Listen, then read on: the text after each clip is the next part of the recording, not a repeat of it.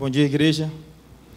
Graça e paz da parte de Jesus Cristo. E eu estou muito feliz. E o segredo é que ninguém sabe quem era o pregador de hoje, de manhã. Então eu sou o segredo, viu? Do evento da igreja. Ainda vou contar hoje à noite, né, pastor? Não digo não, né? É hoje à noite. Não percam a cena dos próximos capítulos de Henrique Jorge. Tá? Venham, tragam seus amigos, irmãos, congregados, afastados, para que participem dessa bênção. Irmãos, eu tinha falado com a Isabelle que ela procurasse algumas fotos antigas, e ela falou no vídeo, né? Porque talvez até ela já tivesse pensado nisso, mas eu acho que esse vídeo ele vai passar por muitos e muitos anos, porque é muito emocionante. Eu vi algumas fotos em casa antiga, olha aí que maravilha, irmão. No tempo que a igreja era uma dama, né? Eu cantando, no tempo que a gente usava calça frouxa, eu tinha cabelo. Isso aqui foi no pátio aí ao lado.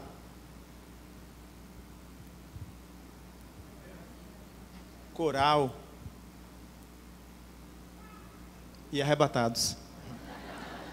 Irmãos, é uma alegria muito grande. Quem já viveu o que eu vivi aqui nessa igreja com a minha família, e antes da minha família surgir, eu estou completando 32 anos de Henrique Jorge, e sempre é nervosismo vir pregar aqui, mas depois de ver aquele vídeo, de ver esse clima que envolve a igreja, aumenta um pouquinho o tremor. Quando a Vanessa começou a mostrar e falar assim, ainda bem que eu já chorei um pouquinho essa semana em casa. E quem é um pouco mais antigo, quem é da época das fotos impressas, lembra que quando a gente visitava a casa de alguém, a gente olhava as fotos antigas, né? Não tinha esse negócio de cada um ficar no celular, não. Às vezes a gente até visita, quando chega lá, senta no sofá, ia cada um no celular. Mas antigamente, nós visitávamos as casas dos parentes, pegava ônibus, passava 1, 2, 3 bairros, era só para chegar era 2 horas, né, Daniel? Vinha visitar parente do Ceará, lá de Ardiracema, meu irmão, a gente chegava na hora do almoço. Depois do almoço era ver foto. E quem quiser gostar de ver foto impressa, vá na minha casa, irmão. Mas tire um dia completo, porque a gente tem uma caixa. E eu estava dando uma olhada ontem só nas de Henrique Jorge. Eu não sei quem é da época do binóculo aqui. Quem é da época do binóculo? Quando alguém chegava lá em casa, eu estava sexta-feira preocupado com a água, com esse púlpito desse tamanho. Meu Deus, onde é que vamos botar água? Aí eu vi que colocaram o pastor Genuan ontem, eles resolveram. Essa igreja resolve tudo. Obrigado, irmã Sabrina. Só afastar aí.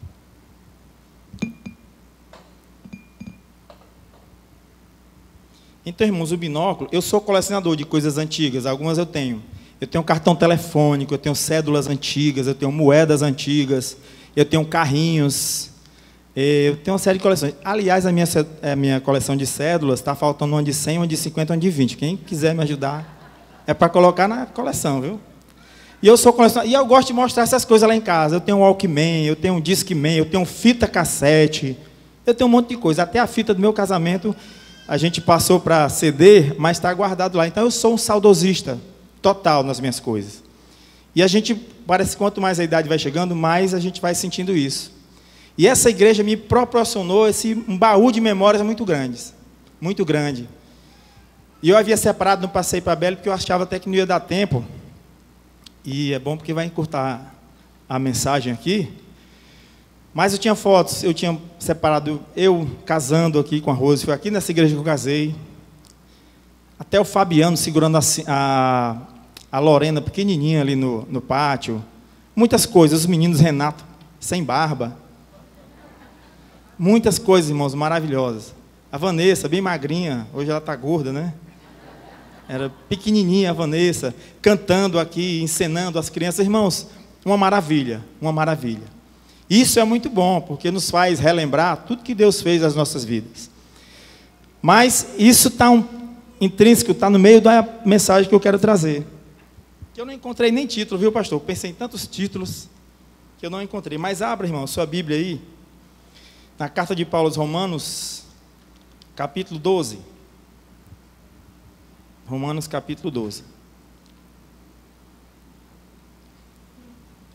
Tem uma revista maravilhosa que as irmãs já estudaram e agora ela está com os homens na EBD. E nós já estamos quase finalizando. E essa revista, ela foi posterior à revista de Hebreus, que eu não sei se as irmãs estão estudando. Irmãos, uma experiência maravilhosa de igreja, essas duas revistas. Foi muito bem pensado, por isso que as revistas estão há algum tempo já circulando entre os adultos. Porque tem um aprendizado muito grande sobre a igreja. Aprendizados sobre as virtudes e sobre os erros daqueles irmãos. A ponto de nós percebermos que, mesmo aquelas igrejas tendo sido tão santas, tão maravilhosas, tão robustas, tão fortes, vencedoras de tantos males, mas não há mais vestígios delas. Essa é a parte triste, porque nós estudamos, aprendemos, aplicamos nas nossas vidas, o Espírito Santo trabalha conosco, mas se nós formos buscar o histórico desses 2000 anos para cá, nós só vamos ver remanescente mesmo a igreja de Roma, que vamos já falar aqui. Mas pela misericórdia de Deus é possível nós olharmos para as igrejas do passado, as igrejas do Novo Testamento, e vermos quanto nós somos parecidos com eles. Quanto o Deus que operou naquele tempo tem operado no nosso meio. O quanto Deus que levou salvação para aquele povo naquela época, através do seu Filho Jesus, nos alcançou na nossa época também. Isso é maravilhoso. Nós olharmos para trás, percebermos e estudarmos tudo isso. No HCA, lá na Sala dos Homens, nós exploramos bastante isso. As estratégias da igreja, a liderança, como eles oravam, como eles se uniam, como eles decidiam, como eles resolviam pregar em cada cidade, que era estratégica, por causa dos portos, por onde eles chegavam, e aquelas cidades, como tinham muitas pessoas de outras nações, ali o evangelho era pregado, era difundido, as pessoas iam pregar o evangelho nas suas nações de origem, e assim o evangelho foi avançando. Como é maravilhoso a gente ler e perceber os milagres que Deus fazia. Quantas pessoas aceitavam a Cristo através das pregações dos apóstolos, de como as mulheres eram envolvidas, e olha que ela não tinha nem empoderamento não, eram envolvidas ajudando os homens, os apóstolos, os esposos, aqueles homens de Deus, aquelas mulheres de Deus, trabalhando para que o evangelho chegasse até nós. E essa história é muito linda, e talvez, não coincidência, mas providência de Deus. Hoje, nesse momento festivo da nossa igreja, é muito interessante que a gente rebusque, que a gente veja na palavra de Deus essas coisas que nos dão esperança. O mundo tem trazido às nossas mentes muitas coisas negativas, que mesmo o crente, por mais fiel e maduro que seja na fé, se ele deixar a sua mente muito voltada para os dias atuais, para as notícias atuais, ele fica triste. Mas graças a Deus nós temos a palavra que nos traz à memória aquilo que nos alegra. Mas vamos ler Romanos 12, do verso 9 ao 20. Diz assim: o amor seja sem hipocrisia, detestai o mal, apegando-vos ao bem. Amai-vos cordialmente uns aos outros com amor fraternal, preferindo-vos em honra uns aos outros. No zelo não sejais omissos, sede fervorosos de espírito, servindo ao Senhor. Regozijai-vos na esperança, sede pacientes na tribulação, na oração perseverantes. Compartilhai as necessidades dos santos, praticai a hospitalidade. Abençoai os que vos perseguem, abençoai e não amaldiçoeis. Alegrai-vos com os que se alegram e chorai com os que choram. Tende o mesmo sentimento uns para com os outros. Em lugar de serdes orgulhosos, condescendei com o que é humilde. Não sejais sábios aos vossos próprios olhos. Não torneis a ninguém mal por mal. Esforçai-vos por fazer o bem perante todos os homens. Se possível, quanto depender de vós, tende paz com todos os homens. Não vos vingueis a vós mesmos, amados, mas dai lugar à ira, porque está escrito: a mim me pertence a vingança, eu é que retribuirei, diz o Senhor.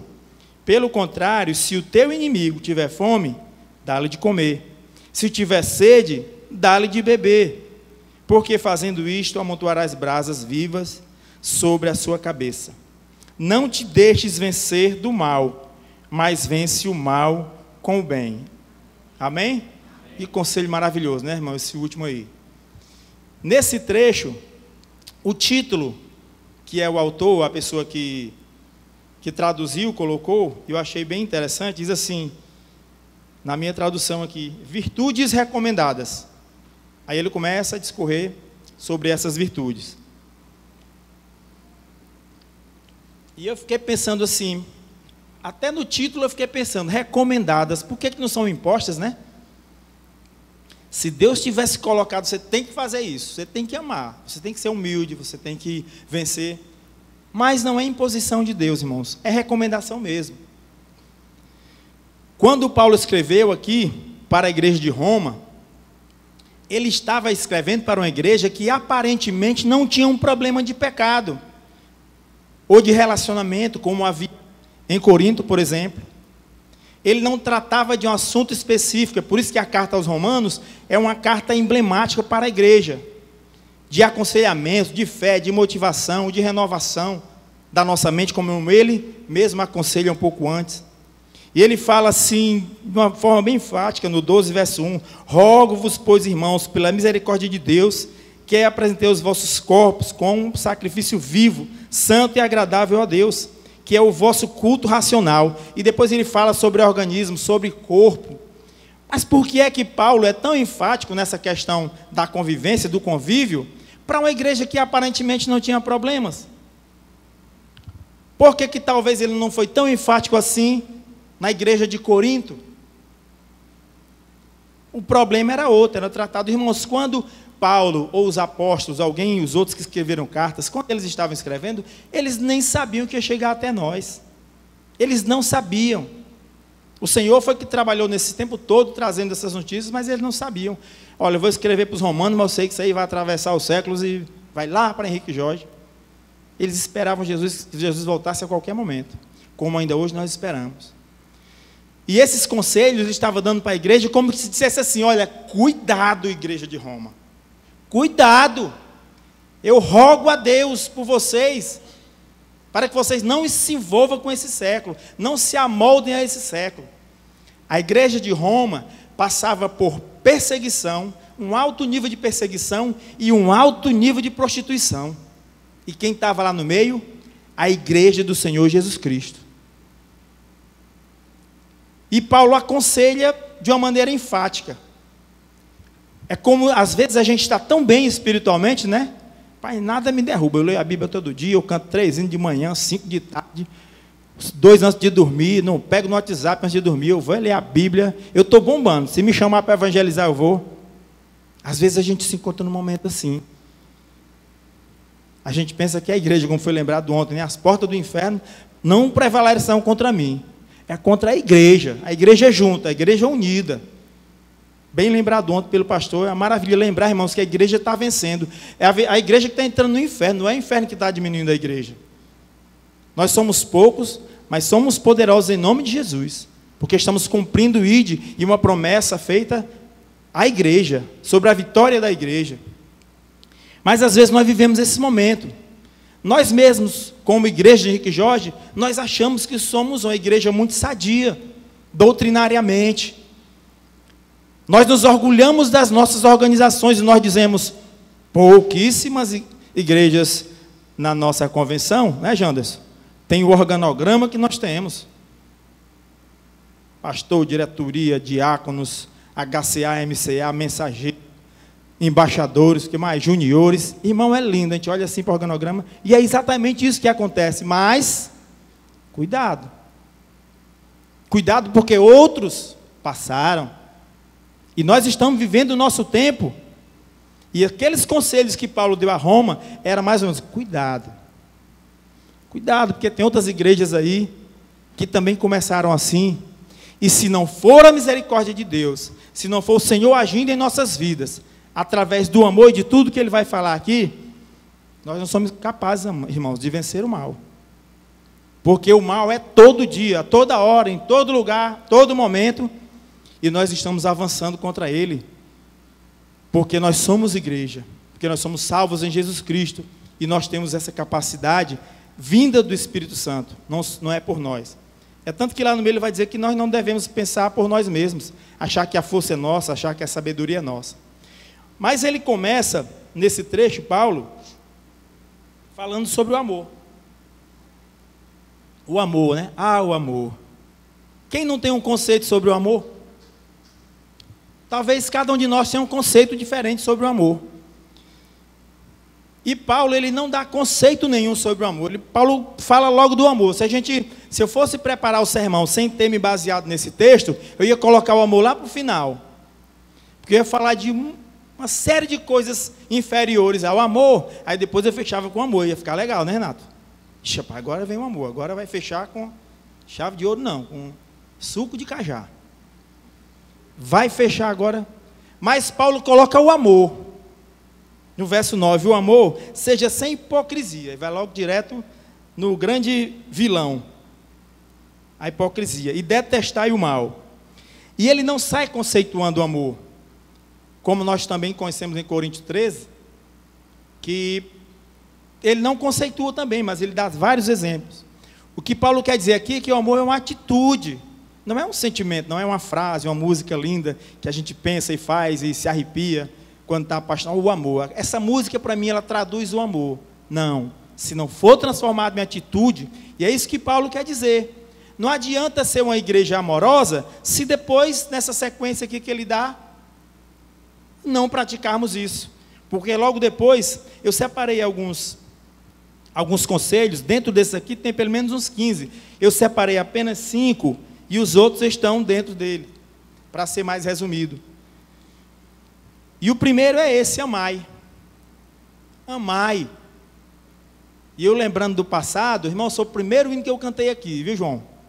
Não sei se conhece. Amai-vos, amai-vos, do Osés de Paula. Eu cheguei aqui, comecei a namorar com a Rose. Aliás, já tinha começado, né? Ela começou a namorar, me ganhou e me trouxe para cá, irmãos. Estou desviado da Assembleia de Deus até hoje. E as pessoas sabiam que eu cantava, alguns irmãos sabiam, né? E a gente frequentava as salas ali do lado. E alguns irmãos sabiam que eu cantava, tocava, mas como eu era suspeito, né? Eu vinha da Assembleia de Deus. Esse cara aí, não dá nada para ele fazer aqui não, porque... É mais ou menos assim. Irmãos, eu não tenho raiva nenhuma disso, não tenho mágoa nenhuma, e nem tive. É o zelo que essa igreja tem. É o zelo que essa igreja tem. Não que nossos irmãos vão falar alguma coisa que nos ofenda, mas isso é zelo, a nossa igreja sempre zelou por isso. E eu respeitei demais, e respeito. Isso tem que ser feito. O irmão tem que chegar, conhecer a doutrina, conhecer o local, conhecer os irmãos, para saber o que ele vai cantar, o que ele vai pregar. Eu, com todo esse tempo aqui, se eu passar um hino para a ministra, que ela olha a letra assim, ela diz: não, irmão, isso aí não. É assim, irmãos. E respeitosamente eu obedeço. Às vezes nem concordo, mas obedeço, né? Porque assim, irmãos, a igreja, ela é... O pastor disse que é um organismo, e concordo, mas ela é também uma organização. Ela é um organismo organizado. Se virar bagunça, acaba com tudo, com todo o projeto. Ou então, quem bagunçou sai dele, porque o nosso Deus, ele é organizado também. Então, o amor. Primeiro conselho: amai-vos. Amai-vos. É só isso, é tão pouco, né? Amai-vos. Aí ele começa a falar. O segundo conselho: zelai. No verso 11 ele diz: no zelo não sejais remissos. Sede fervorosos de espírito, servindo ao Senhor. Irmãos, até o zelo, até o cuidado que nós temos com os irmãos tem que ser com amor. Não pode ser omisso. E o que é que nós temos zelado na nossa vida hoje? Talvez a igreja seja o que menos nós tenhamos zelado nas nossas vidas.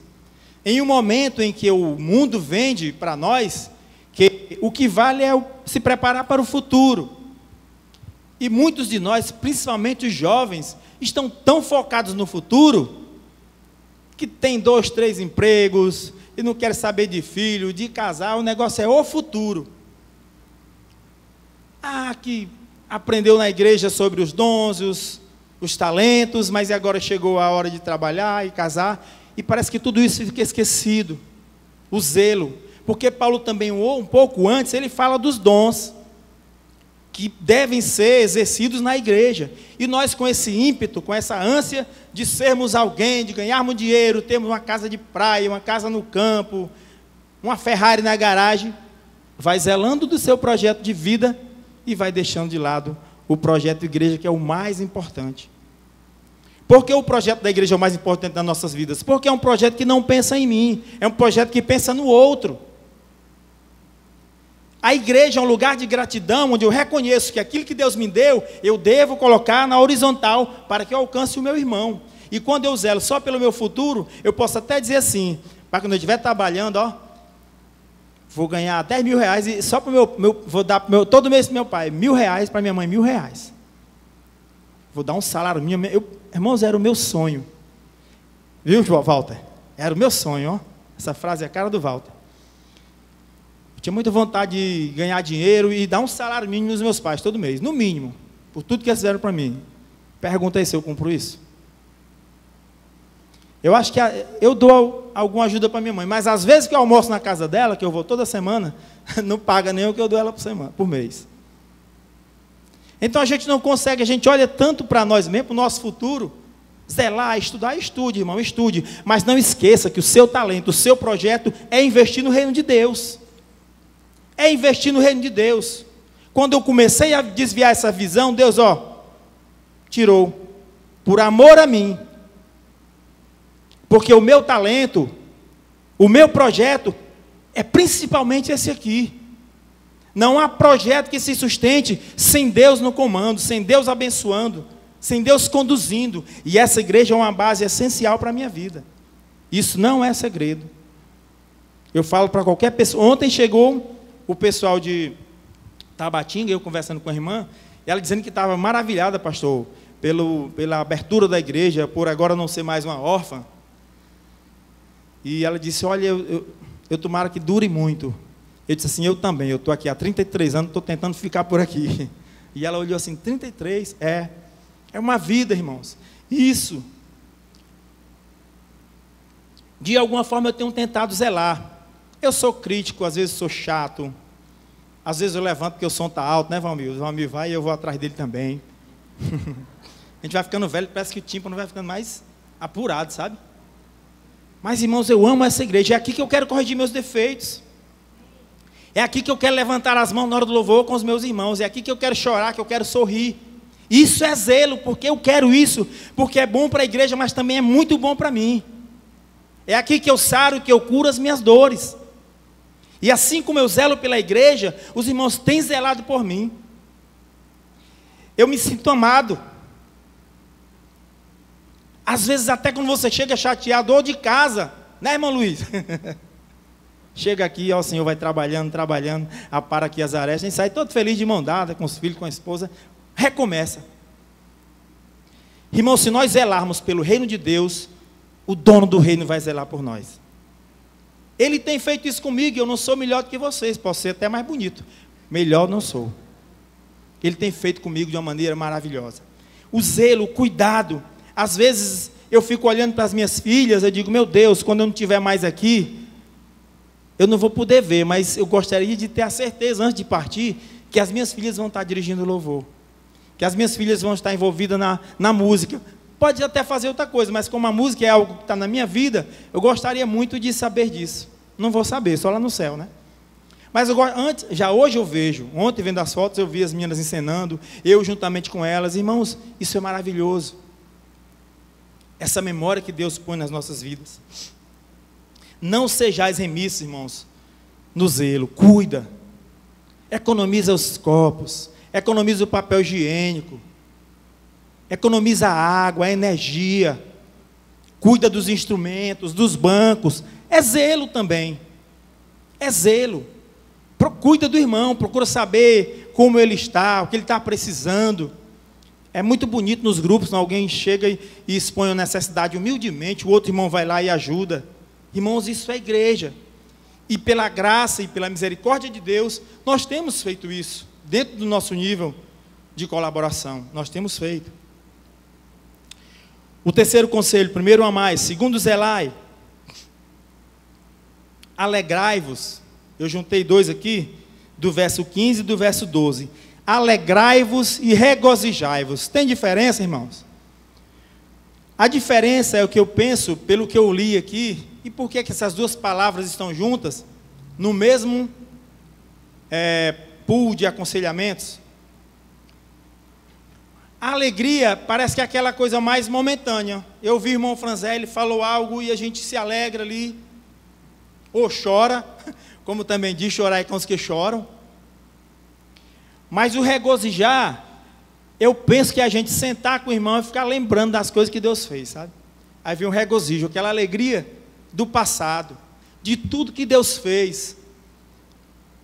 O regozijo é um tempo que nós investimos em quem está nos ouvindo, porque o regozijo é uma alegria intensa.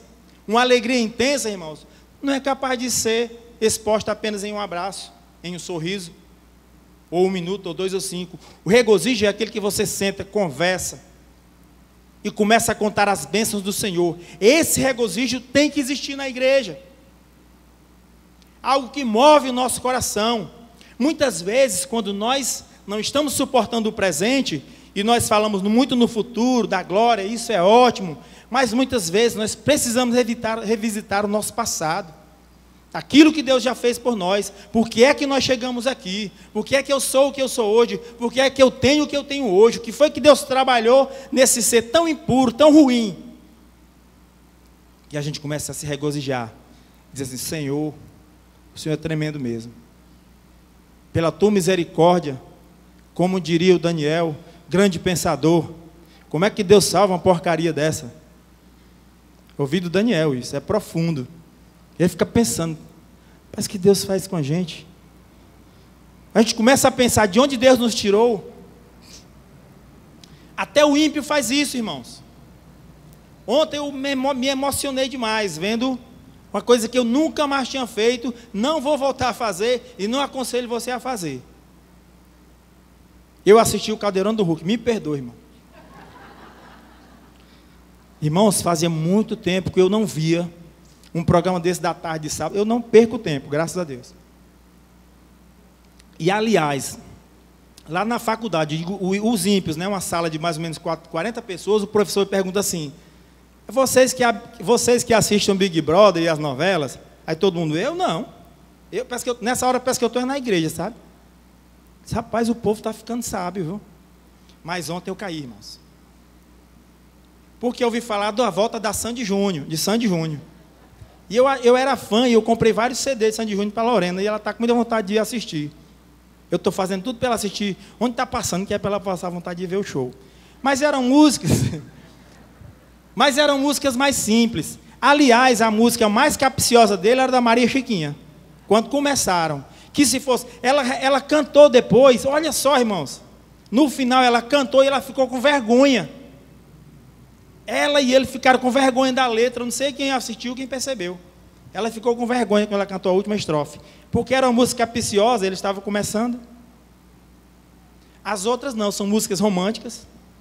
E por que eu me emocionei? Porque eu lembrei da Lorena na frente da TV, todo CD que saía ela queria. E as músicas eram românticas, bonitas. Mas o que mais me chama a atenção, irmãos, é essa questão de você lembrar do passado com alegria. Uma família que se reuniu para fazer isso. Eu não dou muito crédito para o Luciano Huck, não, porque ele está rico só fazendo isso. Se ele fosse um cara bom mesmo, ele dividia o que ele tem lá e dava para os pobres. Mas é porque aquela bondade dele, entre elas, ele pode ser bom no dia a dia. Mas aquilo é marketing puro, para atrair a nossa atenção. Mas ontem eu caí. Irmãos, eu me emocionei. De ver aquela família estruturada. Que o sucesso não separou a família. É isso que eu estava pensando. O dinheiro não foi capaz de separar uma família que tem uma estrutura familiar. O dinheiro não está sendo capaz de tirar a alegria deles olharem para trás e perceberem, enxergarem de onde começaram. Da gratidão que eles têm por quem os ajudou. Irmãos, nós precisamos exercitar isso na igreja. De falarmos para o irmão que em algum momento da vida ele foi tão importante, que ele falou uma frase, que ele emprestou algo, que ele deu algo, que ele cantou algo, que ele pregou algo. Irmão, naquele dia o Senhor pregou uma mensagem que eu só lembro de uma frase, e essa frase mudou muitas coisas em mim. Irmãos, isso é uma bênção. Regozijar, lembrar do passado, porque os dias são tenebrosos. E a igreja é esse lugar que Deus tem preparado para nós. Irmãos, que seríamos de nós, crentes isolados? Cada um na sua casa, e hoje até a tecnologia tem proporcionado isso para aqueles menos espertos. Ouvir pregação de internet, ouvir pregação de... Está sendo gravado não, né? Tá? É uma bênção, irmão, pregação de internet. Pode ouvir. Irmãos, tem alguns que são boas, viu?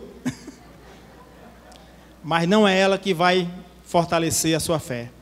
É igreja, irmão, é Bíblia, é palavra, é comunhão, é isso que nos fortalece. Quantas vezes eu chego aqui abatido? Quantas vezes eu chego triste? Aí a igreja vai e me fortalece. Eu começo a conversar com um, com o outro. Ontem a pergunta que estava rolando ali, que é o Moisés, criou uma polêmica na quadra. Todo mundo que entrava, ele ficava perguntando se um cara entrasse para assaltar a minha casa, se eu tinha coragem de matar ou não. Esse meu irmão, eu estou orando a Deus, é para não me deixar acontecer isso comigo. E eu só penso coisa boa, no dia, não sei. Eu estou desviando o caminho, tendo calma no trânsito, é isso que eu estou fazendo. Mas pela misericórdia de Deus, Ele pode me sustentar. Agora, se eu começar a alimentar, que eu vou revidar, você vai, revida e morre. Comece a pensar nisso. Comece a pensar. Agora pense o contrário. Ah, mas é impossível a gente evangelizar. Mas se nós começarmos a pensar que é impossível, vai realmente ser impossível. Vai realmente ser impossível. Vamos nos regozijar, irmãos, com coisas que já aconteceram. E eu trouxe para eles a lembrança de uma lembrança que ele não tinha, na verdade, é um testemunho. Porque a gente, às vezes, não, isso aqui não me influencia, não. Eu vejo isso, eu faço aquilo, mas não me influencia. E nem sou viciado. Não, na hora que eu quiser parar, eu paro. Sou viciado. Isso aí não mexe comigo, não. Mas está mexendo, influencia sim. Os maus testemunhos, as notícias, tudo influencia, irmão. Tudo influencia. Quanto mais tempo a gente dedica, mais influencia. E eu contei para eles o testemunho de quem é mais antigo aqui, da minha faixa etária. Lembra que não tinha mídia assim como é hoje, mas um homem, no Rio de Janeiro, salvo engano, um assaltante chamado Escadinha, se alguém puder lembrar. Ele assaltou um banco, ele deu um tiro, e esse tiro matou uma mulher que estava com a sua filha de colo. A bala matou a filha, atravessou e matou a mulher, as duas. E eu lembro, isso foi uma matéria da Veja. Perguntaram a ele o que é que ele faria. Eu ia lá e perdoaria, dizer que Deus o ama. Isso é influência boa. Não ficar pensando que vai revidar, que vai matar, que vai esfaquear. Eu não sei, irmãos. Eu peço que Deus me guarde. Mas essas influências, a gente está tão mais cheio das notícias ruins do que das boas. Esse é o testemunho que deve ser preservado. Esse é o testemunho que pode mexer com a minha vida, com o meu coração, e pode alcançar a vida daquele homem e de todos os outros que estão vendo. Já pensou, irmãos? Uma matéria, quadrilha entra na casa de um crente, e ele evangeliza todos, e se renderam a Jesus, se ajoelham. Meu irmão, agora se você acha que é impossível, se eu acho também, vai continuar sendo impossível. Mas o evangelho que fez diferença na minha vida, na sua vida, pode fazer, irmão. Quem somos nós? Quem éramos nós melhor do que qualquer assaltante, do que qualquer estuprador? Nós não éramos nada, nós fomos alcançados pelo evangelho. E esse mesmo evangelho pode alcançar qualquer um, se nós cremos. E pode ser através de mim e de você. Nós ficamos transferindo. Ah, mas se ele tivesse ouvido o pastor. Ah, mas se ele tivesse ouvido o Rafael. Não, irmão, somos nós. Se nós estamos naquela situação, a responsabilidade é conosco. Nós temos, irmãos, que nos alegrar, nos regozijarmos, pensando, lembrando das coisas boas. Nós temos muitos motivos para isso. Nós temos muitas lembranças. O quarto, promovam a paz, que está muito ligado ao outro, né? Promovam a paz. Irmão, a paz não é algo que se espera, é algo que se trabalha por ela. E ele aconselha aqui: não tomeis a ninguém mal por mal, esforçai-vos, é um esforço, não vem de graça. A paz não é natural, irmãos. O natural do mundo é o mal. Basta a cada dia o seu mal. A paz somos nós que temos que promover por aquilo que nós aprendemos em Cristo Jesus. É minha responsabilidade. Se eu não assumir, se eu transferir para o governo, para o vizinho, para os outros da igreja, não vai haver nunca, nem no mundo e nem na nossa casa. Na nossa casa a paz depende de cada um. A paz em um lar não depende do esposo.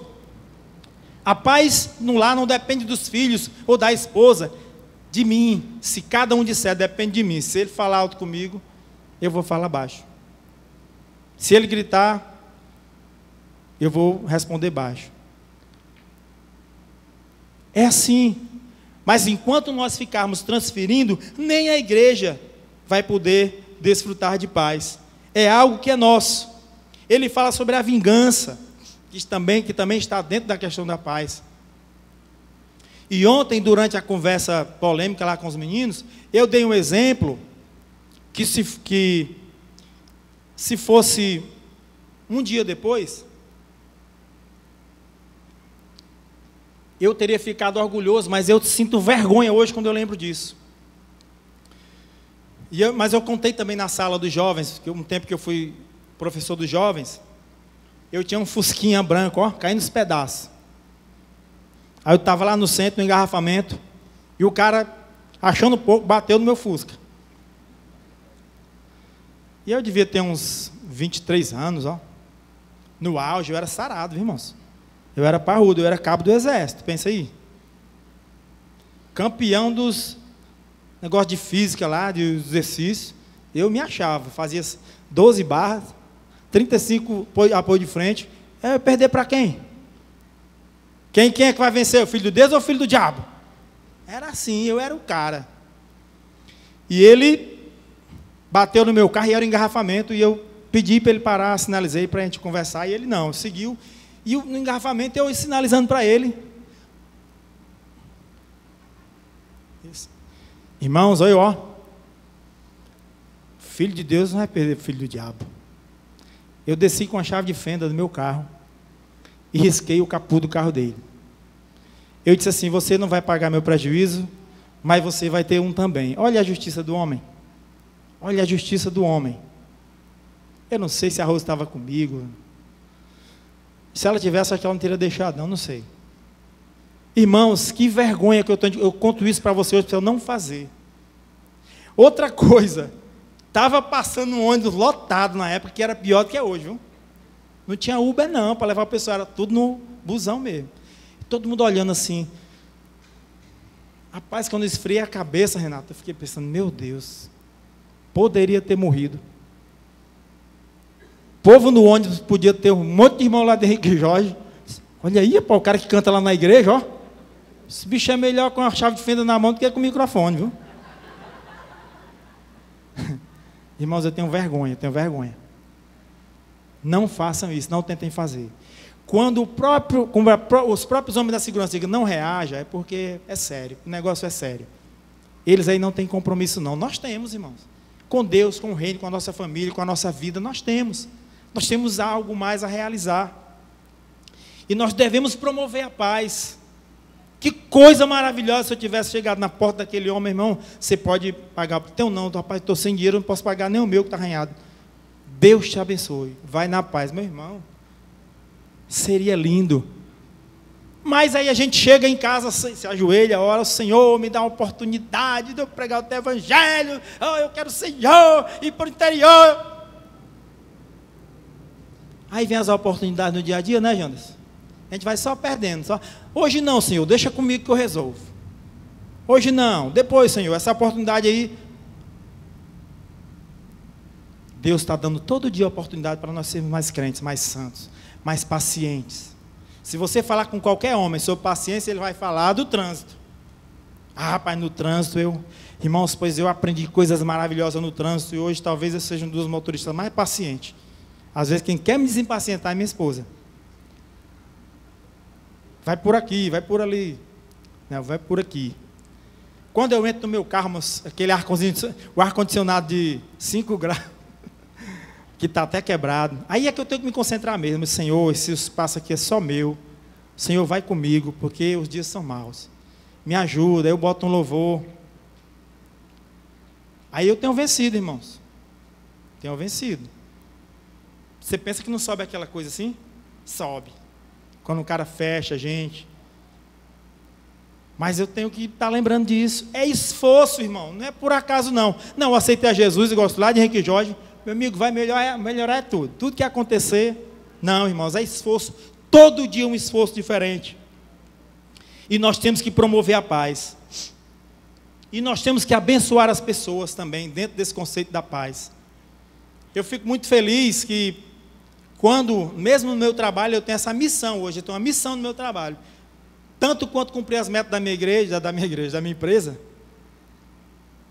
é de fazer com que as pessoas que interagem comigo fiquem mais felizes. Eu tenho conseguido muitos resultados bons assim. E quando Deus coloca a gente dentro da profecia, eu fico mais feliz, porque Deus vai abençoando no trabalho, irmãos. Deus vai comprovando aquilo que a gente está fazendo. Tem uma cliente lá em Belém, que o nome dela é Rose também. Ela chega, conversando com ela, conversando, descobri que ela é judia. Que os pais dela vieram de Israel, em uma dessas diásporas aí, e ela mora no Brasil há muito tempo. E a gente conversando sobre os nossos pacotes para Israel, ela disse, quase chorando, o meu sonho é voltar para Israel. Tinha nada a ver com aquela conversa, né, irmãos? Eu querendo vender, a mulher dizendo que queria voltar para Israel. E eu parei e pensei, meu Deus, eu estou vivendo algo bíblico. Porque a Bíblia diz que eles voltarão. Que eles querem voltar para a sua terra. E eu fiquei pensando, a Bíblia diante de mim. Deus me mostrando que Ele é tão fiel, que eu posso estar pensando em ganhar dinheiro. Ele diz assim, ó, eu estou na história. Aquela mulher me lembrou que existe um Deus, que tem um povo, que Ele está reunindo novamente. E que a Bíblia diz que eles têm o sonho de voltar para a casa deles. E me lembrou isso no meu trabalho. Silas, eu tenho um sonho de voltar para Israel. Que coisa linda. Promover a paz, irmãos. Quando a pessoa que está conversando conosco, ela chega na guerra e sai na paz, é uma vitória do reino de Deus. É uma vitória do Espírito Santo. Quando alguém chega para você e diz, olha, estou com raiva do meu filho, porque ele está fazendo isso, aquilo, ele está nas drogas. E você diz que ela ame, que ela ore, e ela sai mais sossegada. Quero me separar do meu esposo, eu não aguento mais. Olha, tenha paciência, é Deus que vai trabalhar. E ela sai mais confortável. Isso é uma vitória do reino de Deus, irmãos. Nessas pequenas coisas. Às vezes nós queremos consertar o Brasil e o mundo, e nós não consertamos nem a nossa vida e nem ajudamos quem está do lado. Crente que já entra no trabalho reclamando do salário, do horário que chega, do horário que sai, do chefe. Não dá para abençoar ninguém, meu irmão. Ninguém vai se sentir abençoado. E se você convidar para vir hoje à noite, para o culto de aniversário, ele vai dizer, eu não. Para ficar reclamando igual a ti. Eu sei lá o que esse povo fala nessa igreja, porque tu só vive me reclamando de salário. Nós perdemos a oportunidade de abençoar as pessoas. Abençoar não é dar dinheiro, roupa. Isso é uma das maneiras. Algumas das maneiras. Mas uma palavra, um olhar. Você chegar em algum canto, a pessoa olhar assim, mas você é crente, né? Graças a Deus. Já abençoou, irmão, porque chegou alguém diferente, num ambiente tão pesado, chega alguém com uma mentalidade, com um aspecto, com uma maneira diferente de conversar. Isso é abençoar as pessoas. Abençoar os filhos. A própria igreja. Eu já falei isso para alguns irmãos, como é bom chegar aqui e ver a minha igreja. Tem alguns irmãos que a gente tem, às vezes, uma intimidade maior. Eu digo, meu irmão, como é bom te ver aqui. Abençoar as pessoas, às vezes, só com a presença, irmãos. Só com a presença. Às vezes nós queremos falar tantas coisas, mas tem muitos irmãos aqui que quando me veem, quando vê o Valmir, o Rafael, que as pessoas, às vezes até mais conhecidas, rapaz, eu acho tão bom quando eu chego e vejo aquele irmão. Isso é bênção na vida das pessoas. E nas nossas também, que somos, de certa forma, exemplo para aqueles que estão chegando, que ainda não têm 30 anos de Henrique Jorge. Mas, irmãos, para encerrar, Paulo fecha esse texto aqui com esse conselho de que não te deixeis vencer do mal, mas vence o mal com o bem. Irmãos, é um conselho maravilhoso e muito difícil, que está dentro de tudo aquilo que nós falamos. Eu amo vencendo o mal. Porque o que o mundo quer, o que os dias querem, é que nós sejamos derrotados e sejamos parceiros do mal. Derrotar o mal é algo muito difícil. Exige muita abnegação do meu eu. Exige muito abrir mão do que eu sou, do que eu penso, abrir mão da razão. Tem muitas pessoas aí que já aprenderam um ditado célebre: eu não quero ter razão, quero ter paz. Se o ímpio está dizendo isso, irmãos, imagine a gente. Eu quero ter paz. Eu lembro do pastor Seabra, que uma vez ele conversando ali no cantinho, disse assim: pastor, rapaz, se alguém chegar para mim e disser que essa parede é branca, eu digo, é. E se deixar chegar outro e dizer assim: rapaz, que é preta? É, pastor. Ele, é. É. Aí ele dizia: cada ponto de vista é a vista de um ponto.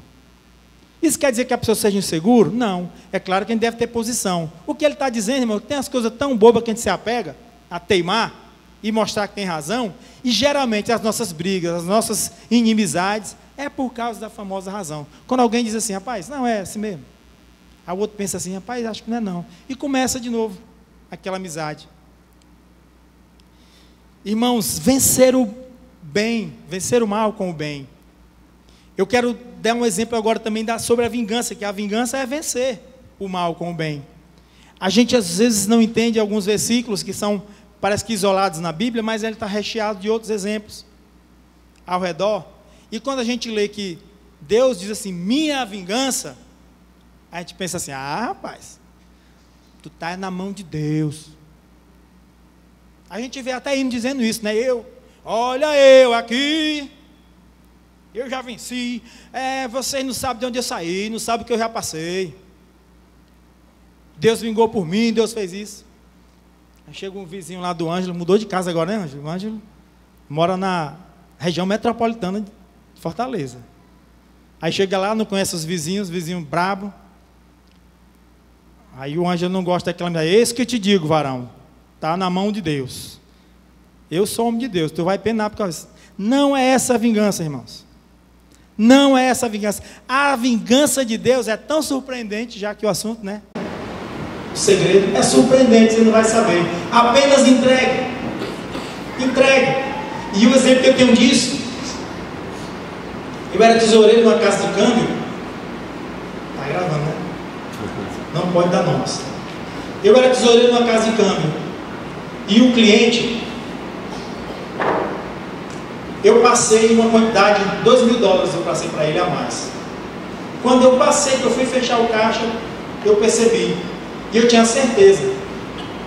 E alguém que trabalhava lá disse: Silas, era muito amiga, era a pessoa que levava e trazia, era da empresa dele. Faltou dinheiro no teu caixa? Eu nem perguntei se faltou. Foi $2.000? Foi. Mas eu sei onde é que está. Ele só disse isso: irmão, sobre aquela ira. Irmãos, eu pensei em ir lá. Eu liguei. Não. Aí que é isso? Vai ser meu amigo, a pessoa que eu acho que dá um prejuízo desse. Liguei, falei. E eu passei muito tempo com aquilo na minha cabeça. Claro que eu pensei, irmão, eu sou humano, eu pensei em riscar o carro dele, né? Negócio de riscar a cara, eu fui muito bem, né? Eu estava treinado, irmão. Eu tinha uma longa experiência em riscar carro. Que é o quê? Pensando que eu vou lá. Irmãos, eu suportei. Passaram-se os anos, eu saí do turismo, voltei para o turismo. Um dia uma empresa me contratou e disse: você conhece todas as agências de Fortaleza? Todas. Você conhece uma agência e tal? Conheço. Chega, gelei, ó. Era do cara que tinha raiva. E a gente tem que dar uma volta conhecendo todos os clientes, viu, Rafael? Vamos saber se conhece o mercado mesmo. E todo mundo conhecia, tal, um cara muito bem visto, um cara legal. sempre conversei muito. E fomos lá, e o rapaz lá veio, falou comigo. Aí veio aquela lembrança, sabe? Que eu não queria trazer à memória. E olha, você contratou um cara. O cara me deu uma. Você contratou um cara excelente, todo mundo conhece o senhor no mercado. Eu todo feliz, mas. Cara falso. Se gostasse de mim, não ia dar aquele prejuízo. Irmãos, aquela empresa passou a ser a que mais vendia o meu produto. A empresa dele. A que mais vendia, a que mais me dava lucro, a que mais me dava comissão. De quem é a vingança? É do Senhor. Não é minha. É Ele que trabalha, você pode até não perceber agora, mas vai perceber 10, 15 anos depois. A vingança é do Senhor e nós temos que crer nisso, para que nós não fiquemos tomando as nossas próprias atitudes. É Ele quem resolve. É Ele que nós costumamos dizer que está no controle, mas às vezes a gente quer tomar o controle dele. Irmãos, quando eu olho para trás, os erros que eu já cometi, as situações que eu já entrei, mas Deus é muito bom. Olha a vingança dele comigo, olha, ele botou pregando na igreja. A vingança do Senhor dizer assim: olha, eu tenho o meu jeito de trabalhar, não se meta, não faça do seu jeito, porque quem age sou eu. Nós temos, irmãos, que ter força para vencer o mal, vencendo com o bem, suportando as injúrias, suportando difamação, suportando tapa na cara, vizinho chato, trânsito. É dessa forma, irmão. Não vai descer um anjo para lhe ajudar, não vai. Se tem um anjo, naquele momento você não pode ver. É Deus trabalhando na nossa mente através da meditação da palavra. É Deus quem vai trabalhar. Vençam o mal com o bem. Somente a prática do bem pode vencer o mal. Você pode gravar 10 conceitos de amor. Você pode escrever livros de poemas de amor. Depois que você fechar, se você não fizer o bem, não adianta esse amor. É melhor dizer que eu odeio alguém e no dia que viro precisando de uma cesta básica você dá, do que aquele que bate nas costas e nunca apareceu para nada. O amor é uma atitude e é vencendo o mal. Irmãos, abra aí Efésios 6 e 12. Acabando a água, eu vou parar. Efésios 6 e 12 diz assim: porque a nossa luta não é contra o sangue e a carne, sim contra os principados e potestades, contra os dominadores deste mundo tenebroso, contra as forças espirituais do mal nas regiões celestes, em algumas traduções regiões celestiais. Irmãos, Paulo não tinha WhatsApp, não tinha televisão, não tinha canal de notícia, que é só cuidar coisa. Não tinha, irmãos. Mas olha, ele sabia disso porque era o Espírito Santo que revelava a ele. A luta naquela época era contra a carne, era um contra o outro, era brigando entre si. Mas existia e existe uma luta maior. Você sabe o que é um principado? Um principado é um lugar de poder. E as potestades são a força daqueles que têm poder dentro do estado chamado principado. Explicando melhor, nós estamos aqui no território como igreja. Se dois irmãos começarem uma desavença entre eles, é um principado que está começando dentro do lugar celestial. Veja só como às vezes nós entramos nesse caminho sem conhecer a palavra. Irmãos, quando nós alimentamos uma fofoca e a gente começa a espalhar, é um principado. É uma força tão grande que uma fofoca pode fazer, e dentro do lugar celestial ele pode afetar outros. É algo muito sério. É isso que o mundo tem vendido para nós, sugerindo para que nós trabalhemos muitas vezes contra o reino de Deus, afetando a nossa igreja, a nossa família, o nosso trabalho. Nós não podemos ser príncipes do mal. Nós temos que ser aqueles que combatem o mal.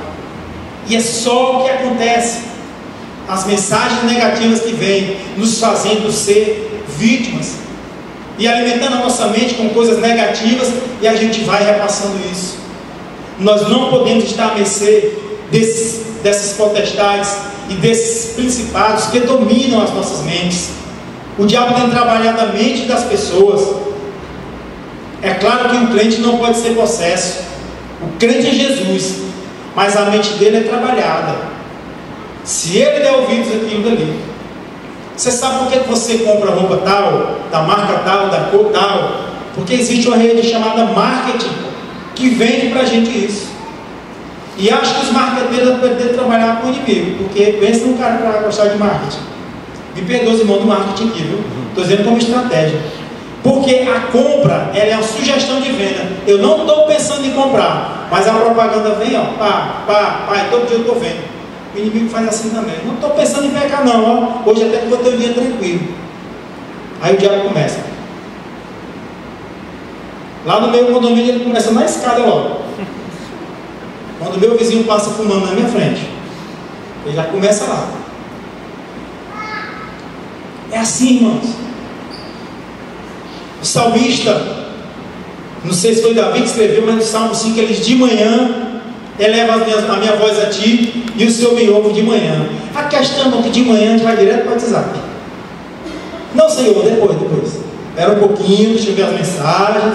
Senhor, tem mensagem demais hoje, ó. Tem 15, dá para esperar, dá? Aí começa a chegar aquela má notícia, esquece o Senhor e tudo. Irmãos, isso é muito claro. A gente aqui não percebe como é que nós começamos o nosso dia sem ouvir a palavra de Deus, sem meditar, sem pensar. Aí vem os principados e as potestades da nossa mente. Como é que nós vencemos, irmãos?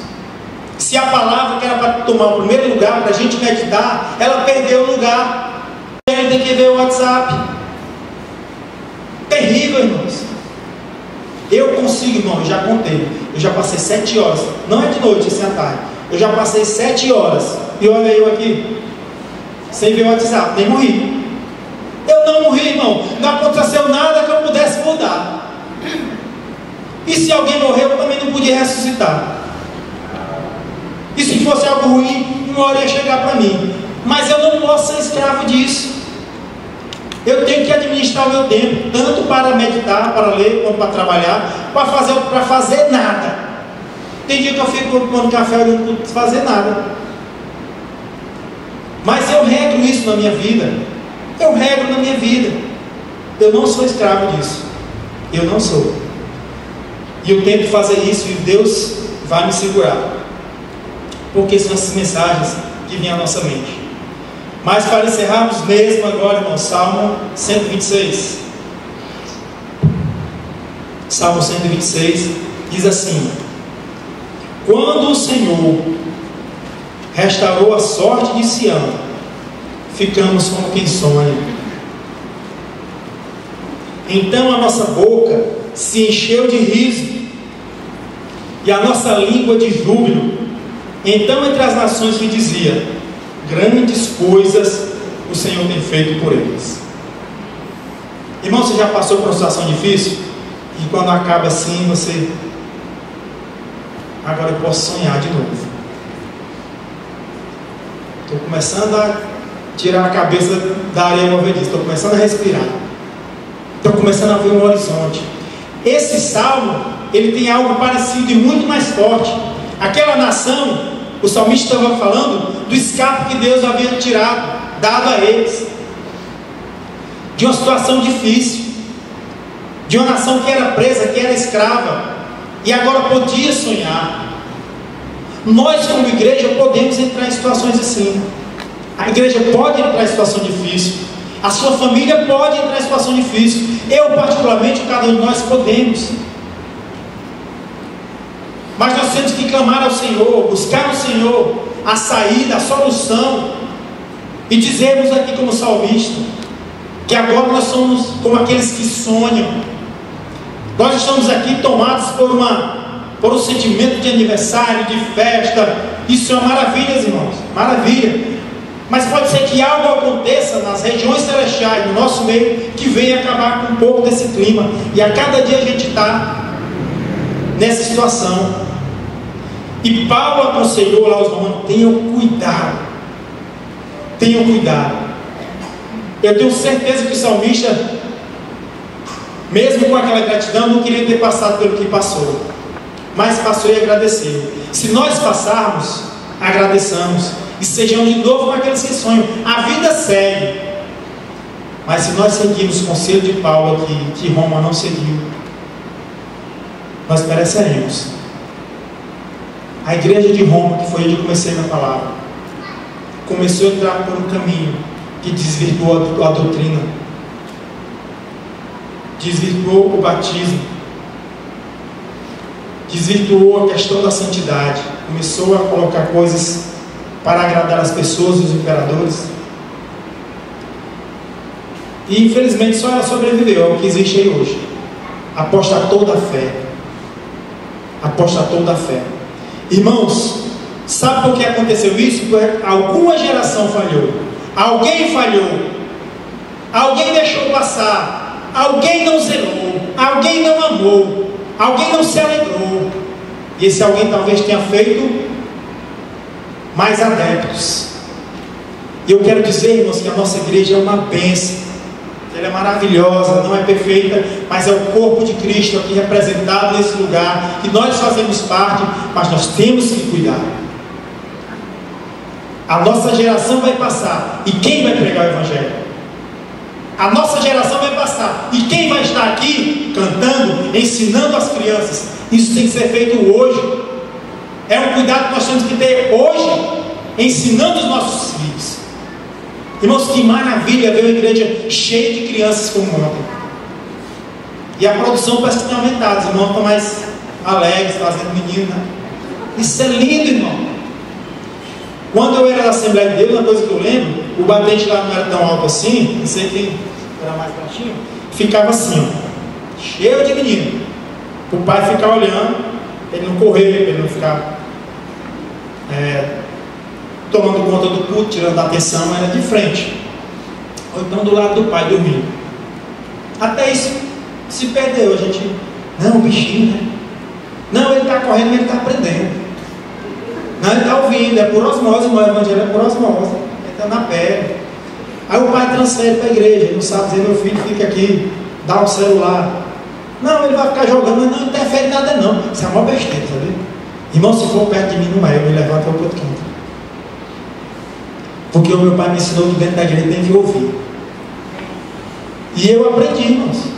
Eu aprendi. Às vezes eu até fugia. Era lá no Avaroei, e frente da igreja tinha uma caixa d'água bem grande no Avaroei. Não sei se o Palmeiras andando por ali. A gente fugia brincar de quatro cantos. Quem brincou de quatro cantos aqui, irmão? Eita, era legal, né? Fugia. Quando voltava lá pro meu canto assim. Quatro cantos, ficava na coluna, um no meio, a gente, quando vinha o diácono, então o pai da gente. O diácono era mesmo que ser pai, podia dar cascudo, puxar a orelha. Hoje não. Quem é você para ligar com meu filho? Quem é que não pode sair pela porta, né, José? Eu vou sair, que eu sou daqui da igreja. Eu falo com o pastor. Irmãos, a igreja do Senhor, nós temos que ser humildes, aceitar o que acontece aqui. É dessa forma. É com humildade, é promovendo a paz, sendo crentes simples, comuns, como a palavra quer que nós sejamos, sem desmerecer o outro, porque o Senhor é o dono da igreja, e nós temos que ser sérios, e nós temos que zelar. Você pode até não formar um doutor, uma doutora, uma engenheira, mas tenha compromisso de formar um cidadão cristão, que vai levar o Evangelho, que vai cuidar dessa casa, como você e como eu temos feito aqui. A nossa geração não pode relaxar. O mundo está atacando, as potestades são muito grandes, os principados também, mas na mente dos nossos filhos tem que estar embutido que é o Evangelho, é a palavra de Deus, é que transforma o mundo. E se nós não ganharmos os nossos, tão pouco ganharemos os outros. Tão pouco. Cuide, irmão, do seu filho. Vamos cuidar dos nossos filhos, porque também é uma maneira da igreja crescer, e a mais sadia, mais natural, através dos nossos filhos, até que o Senhor venha. Até que o Senhor venha.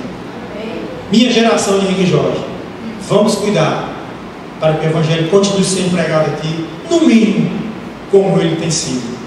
Que Deus nos abençoe. Oremos. Senhor Deus Pai Celestial, nós te louvamos por essa manhã, pela tua misericórdia, pela tua graça, Deus, pela tua bondade, de, nesse tempo, Deus, separar para nós um momento para ouvir a tua palavra. Muito obrigado, porque o Senhor é tão bom.